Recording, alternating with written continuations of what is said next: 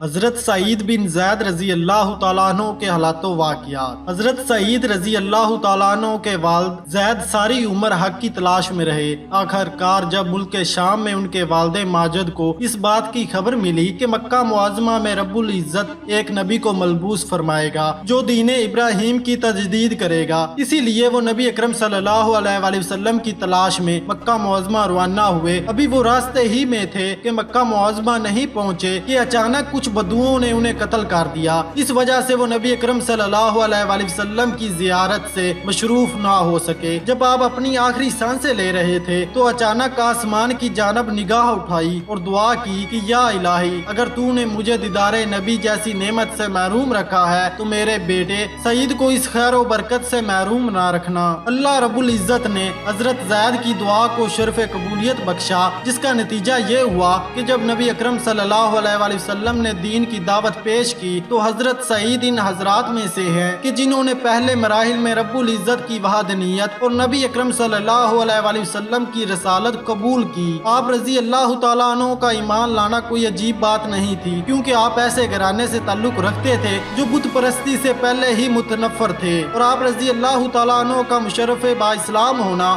آپ کے والد گرامی کی دعا کا نتیجہ تھا، اور آپ رضی اللہ تعالیٰ عنہ ایسے باپ کی گود میں پروان چڑھے جس نے اپنی ساری زندگی حق کی تلاش میں صرف کر دی، اور جب وہ فوت ہوئے تب بھی حق کی تلاش میں وہ شہید ہو گئے۔ حضرت سعید رضی اللہ تعالیٰ عنہ تنہا مسلمان نہیں ہوئے، بلکہ آپ کی بیوی فاطمہ بن خطاب یعنی حضرت عمر فاروق رضی اللہ تعالیٰ عنہ کی بہن بھی آپ رضی اللہ تعالیٰ عنہ کے ساتھ مسلمان ہوئی۔ اس قریشی نوجوان کو اسلام لانے کے بعد اپنے خاندان کے ہاتھوں بہت تکلیفوں کا سامنا کرنا پڑا، لوگوں نے بہت اذیتیں پہنچائی، لیکن یہ دونوں میاں بیوی اسلام پر ثابت قدم رہے اور ان کی قوم کے لوگ انہیں دین سے ہٹانے میں ناکام رہے، حتیٰ کہ ان دونوں نے اپنی ثابت قدمی اور مشترکہ جدوجہد سے قریش کے سب سے طاقتور شخص کو قوم قریش سے چھین لیا، یعنی یہ دونوں حضرت عمر فاروق رضی اللہ تعالیٰ عنہ کے اسلام لانے کا سبب بنے۔ حضرت سعید رضی اللہ تعالیٰ عنہ نے اسلام کے لیے اپنی پوری زندگی صرف کر دی۔ قبول اسلام کے وقت ان کی عمر 20 سال سے زیادہ نہ تھی۔ غزوہ بدر کے علاوہ تمام غزوات میں نبی اکرم صلی اللہ علیہ وآلہ وسلم کے ساتھ شریک رہے۔ غزوہ بدر میں غیر حاضری کی وجہ یہ تھی کہ آپ صلی اللہ علیہ وآلہ وسلم نے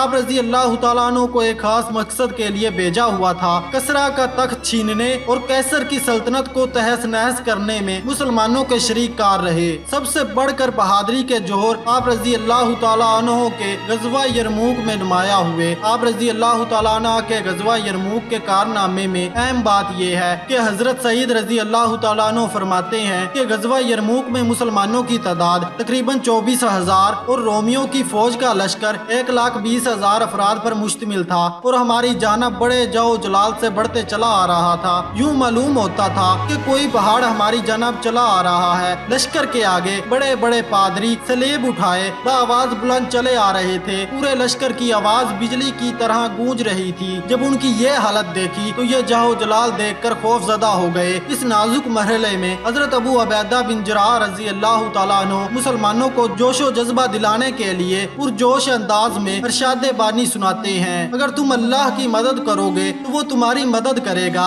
اور تمہارے قدم جمائے رکھے گا۔ فرماتے ہیں کہ اللہ کے بندوں صبر کرو، صبر ہی کفر سے نجات اور اللہ رب العزت کی خوشنودی کا باعث ہے۔ سنو، اپنے نیزے درست کر لو، چھپائے رکھو، خاموشی اختیار کرو، دلوں کو یاد الہی سے سرکش کرو، یہاں تک کہ میں تمہیں یکدم حملے کا حکم دوں۔ حضرت سعید رضی اللہ تعالیٰ عنہ فرماتے ہیں کہ مجاہدین میں ایک شخص آگے بڑھا، اس نے ابو عبیدہ بن جراح سے کہا، میں نے عزم کیا ہے کہ میں ابھی اپنا فرض انجام دوں اور حق کی راہ میں شہید ہو جاؤں، کیا آپ نبی اکرم صلی اللہ علیہ وآلہ وسلم کو کوئی پیغام دینا چاہتے ہیں؟ حضرت ابو عبیدہ رضی اللہ تعالیٰ عنہ نے کہا، نبی اکرم صلی اللہ علیہ وآلہ وسلم کو میرا اور تمام مسلمانوں کا سلام کہنا۔ حضرت سعید فرماتے ہیں کہ میں نے اس شخص کو دیکھا، وہ اپنی تلوار نیام سے نکالتا ہے اور دشمنوں کے آگے بڑھتا ہے، اور اس کے بعد میں نے چست لگائی، اپنی تلوار کو سنبھالا اور دشمنوں کو نشانہ بنایا، پھر میں جذبہ جہاد سے سرکش ہو کر دشمنوں پر ٹوٹ پڑا۔ اب اللہ رب العزت نے دشمنوں کا خوف میرے دل سے بالکل نکال دیا۔ تمام مجاہدین اس وقت تک لڑتے رہے جب تک کہ فتح نصرت مسلمانوں کو نصیب نہ ہوئی۔ اس کے بعد حضرت سعید رضی اللہ تعالیٰ عنہ کو فتح دمشق میں شامل ہونے کا شرف ملا۔ جب باشندگان دمشق نے مسلمانوں کی اطاعت قبول کر لی تو حضرت ابو عبیدہ بن उजरा रजी अल्लाह ताला अन्हु ने आप रजी अल्लाह ताला अन्हु को दमिश्क का गवर्नर बनाया।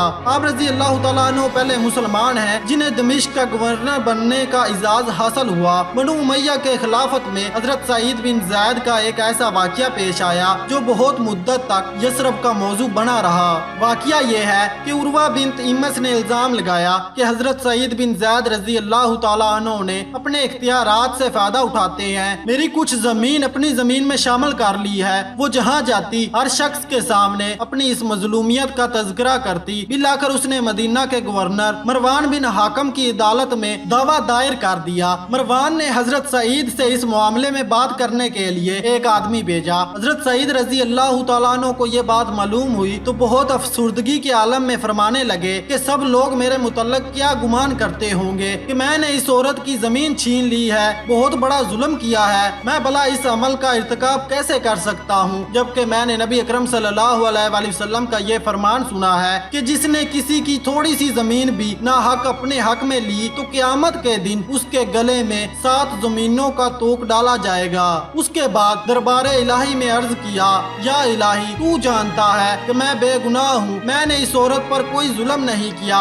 इलाही तू जानता है कि वो झूठी है, उसे इस गुनाह की सजा दे कि इसे अंधा करके उस कुएं में गिरा, जिससे बात लोगों के सामने वाजिया हो जाए कि मैंने इस औरत पर कोई जुल्म नहीं किया। थोड़े ही अरसे बाद वादी अतीक में सैलाब आया। ऐसा सैलाब पहले कभी नहीं आया था। उस सैलाब से वो वहद बंदी वाजिया हो गई जो दोनों के दरमियान बाइसे तरह थी। मुसलमानों पर यह बात वाजिया हो गई कि हजरत सईद सच्चे हैं। उसके 1 महीने बाद वो औरत अंधी हो गई और एक दिन वो अपनी जमीन में भी चल फिर रही थी कि अचानक कुएं में गिरकर हलाक हो गई। हजरत अब्दुल्ला बिन उमर रजी अल्लाह ताला अन्हु फरमाते हैं कि हम बचपन में ये सुना करते थे कि एक शख्स गुस्से की हालत में दूसरे को कहता है कि अल्लाह तुझे उस तरह अंधा करे जिस तरह उर्वाह नामी औरत को किया था। ये कोई ताज्जुब खेज बात नहीं। रसूल अल्लाह सल्लल्लाहु अलैहि वसल्लम का फरमान है कि मजलूम की आह से बचो, क्योंकि मजलूम और अल्लाह के दरमियान कोई पर्दा हाइल नहीं होता। और भला ऐसा क्यों ना होता जबकि इस मसले में मजलूम हजरत सईद बिन ज़ैद जैसी हस्ती, वो शख्सियत जो 10 मुअज़्ज़ज़ खुश नसीब सहाबा इकराम रजी अल्लाह ताला अन्हुम में से हैं जिन्हें दुनिया ही में जन्नत का परवाना मिल चुका था।